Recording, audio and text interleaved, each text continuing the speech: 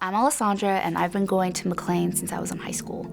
And I've been a believer since I was really young. And throughout my life, I've seen the gospel work out in a lot of different ways. Most recently, I've really seen the meaning and the power of the resurrection play out in a way that I wouldn't have expected. About 1.5 years ago, I lost my mom to mental illness, and not even a year after she had passed, I had also had a miscarriage. And in that time, it was, and it still is, painful and difficult. But through it, and because of my faith in Christ, I've gotten to see the hope that comes with the end story of the gospel being that Christ rose from the grave.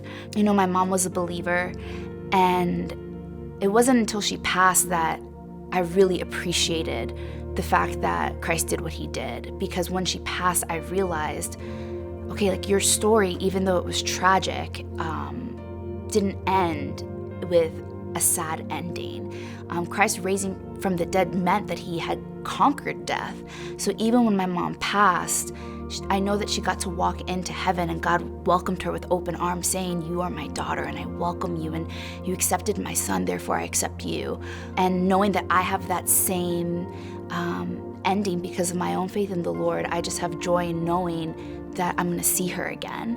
And I think that's one of the things that the resurrection really represents, is the victory over the pain and the difficulty and the trials of this life, and the hope of what's to come. So often we focus on just the miracle of what God did on the cross and the awesomeness of that exchange and that sacrifice.